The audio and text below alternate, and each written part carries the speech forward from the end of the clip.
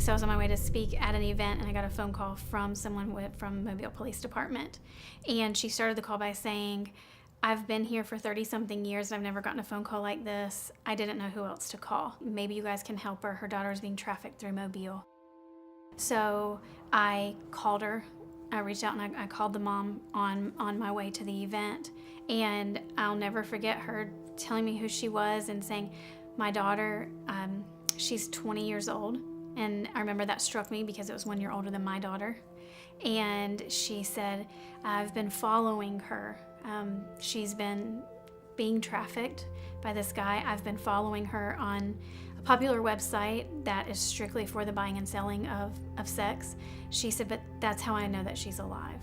And I know that she's been going through Mobile. And so we talked for a little while, and I remember her saying, thank you so much for talking to me. I can't wait to tell my daughter Natalie that there are people and places like you guys out there to help. She said, I didn't know there was people out there who were supposed to help us. So that really led into not only working with her, but a friendship. She would text me sometimes late at night because she couldn't find her. And, just think of the horror of seeing pictures of your daughter intentionally undressed and in ways so that men are buying her. But she would really start to panic when she couldn't find her. She'd say, I can't find her. That's the only way she would know that she's alive.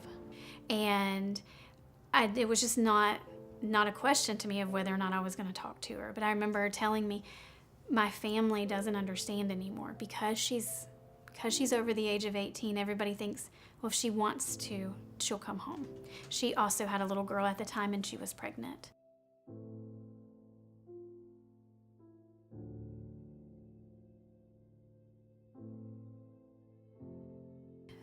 Several months after that, probably about 3 months later, I got a phone call from her mom, and Natalie had been arrested.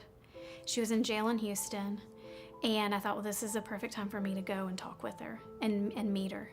And so I took a road trip with my daughter. We went, and my daughter stayed in the hotel, and I went and visited her in the jail. And, I always tell people it was, here's the girl in the life, right? And when she came into the visitor's room, I'll never forget how struck I was by her innocence. I could just see her as a little girl. And she picked up the phone and she said hi to me, and there was just a sweetness about her that the world had not stolen from her. I don't know how to explain it. And from there, I went back home. We worked to get her into a program whenever she was released, an aftercare program. And she was released a little bit early, went home to her mom. And at the time, there was a lapse in the time they could accept her into the program. And when you're in that kind of life and you're experiencing that kind of trauma from day to day, it's hard for you to live in a quote-unquote normal world. And I remember getting on the phone with her one night, and I said, you only have a little bit of time left. And she said, uh-huh. And I said, if you don't leave fast, you're gonna run, aren't you? And she said, yes. And so she went, and her mom put her on the plane. She didn't make it. She got off the plane. She didn't make it. Out of Texas, actually. By the time her mom got home, she had already been posted back on a website and was with her trafficker. September 23rd, I got a phone call from her. It was exactly 1 year, almost exactly 1 year to the day. And I remember because it was my wedding anniversary.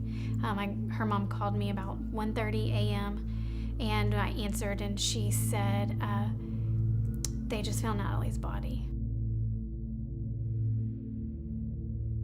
So at Natalie's funeral, we left from the funeral home and went to the cemetery.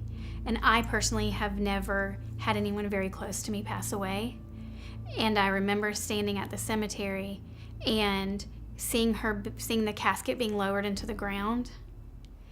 And it was this feeling just overcame me that I wanted to tell her, like, get out. Like, Natalie, don't. Like, to me, I was like, this can't be the end for you. Because the last time I saw her, there was just such an innocence about her. I thought, this can't be the end for you.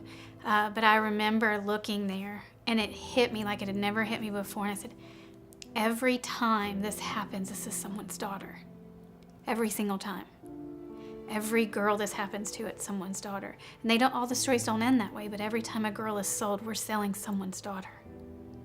And if her story can help change one life, then I know that she would be so proud.